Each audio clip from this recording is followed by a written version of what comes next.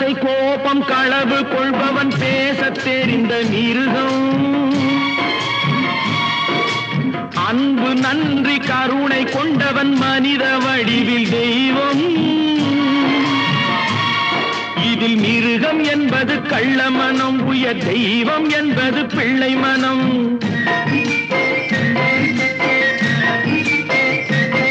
இந்த 6 கட்டளை அறிந்த மனது ஆண்டவன் வாழும் வெள்ளை மனம், ஆண்டவன் வாழும் வெள்ளை மனம். 6 மனமே 6, அந்த ஆண்டவன் கட்டளை 6. தேர்ந்து மனிதன் வாழும் வகைக்கு தெய்வத்தின் கட்டளை 6, தெய்வத்தின் கட்டளை 6.